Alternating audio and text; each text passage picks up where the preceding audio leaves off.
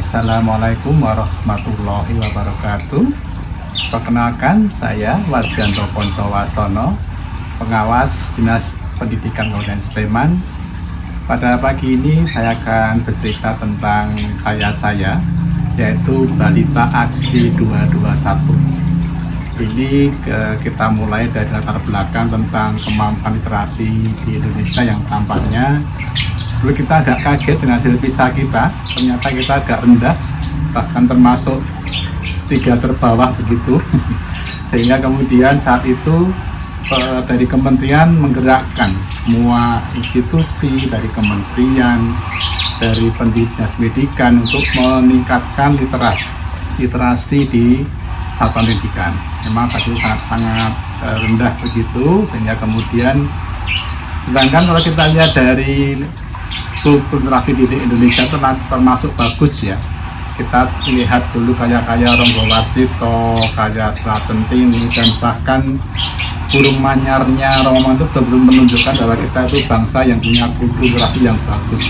Tetapi mengapa di sekolah-sekolah itu anak-anak kita begitu ternyata belum terlalu bagus dalam literasinya?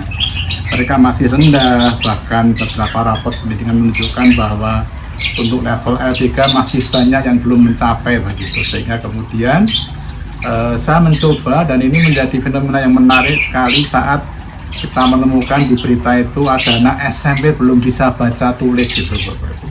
Maka menjadi keprihatinan kita semua Bapak Ibu begitu, sehingga kemudian saya mencoba bagaimana nanti diharapkan para Bapak Ibu guru itu di sekolah-sekolahnya dan juga di pendidikan, di satuan pendidikan itu memiliki kompetensi yang baik dalam mengajarnya, dalam asesmennya begitu, sehingga akan mampu meningkatkan kompetensi anak-anak didiknya, sehingga kedepannya bisa meningkatkan rapor pendidikannya terutama pada level L3 Bapak Ibu. Nah, saya memberikan opsi yaitu dengan pola Balita Aksi 221, yaitu pembimbingan literasi dengan asesmen komposisi 221. Di situ saya akan mengajak para guru untuk bersama-sama mencoba membuat asesmen tidak hanya level 1 L2 begitu Bapak Ibu, tetapi L3 juga dilibatkan, sehingga anak-anak pernah mengalami, pernah melakukan, dan dia punya ekspor begitu tentang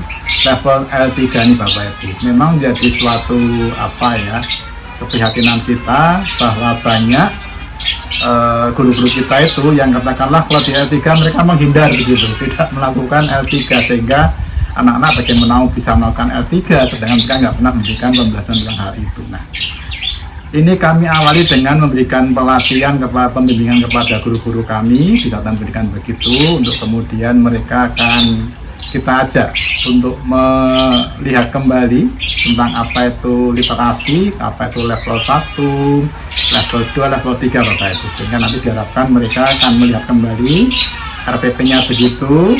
Kemudian mereka akan melihat, akan membuat atau melakukan pencermatan dari rekan-rekannya begitu. Dia asesmennya seperti apa? Apakah sampai L3 atau belum begitu. Kami berikan instrumen begitu untuk membantu mereka mencermati dari RPP kawan-kawannya begitu. Sehingga mereka akan saling berbagi begitu dengan kelompoknya begitu. Nah, setelah itu mereka kemudian kita ajak untuk kembali melihat kembali begitu, kemudian mereka melakukan revisi dari RPP-nya itu.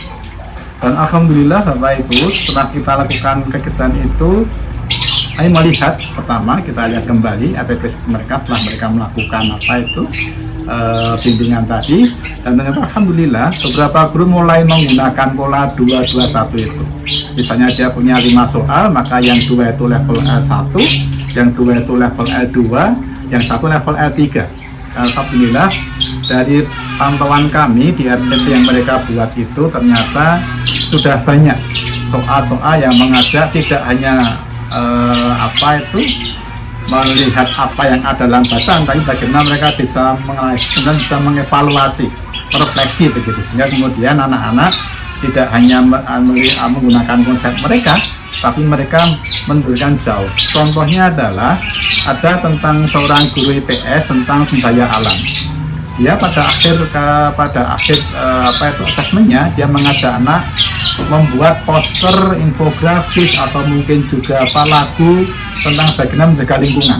Padahal di dalam di dalam materinya mereka tidak ada tentang itu, tapi mereka hanya diminta membuat dampak dari penggunaan sumber daya alam yang tidak sesuai dengan peraturan begitu. Nah, akhirnya mereka membuat tentang berbagai macam poster, berbagai macam himbauan untuk menjaga lingkungan sekitarnya begitu.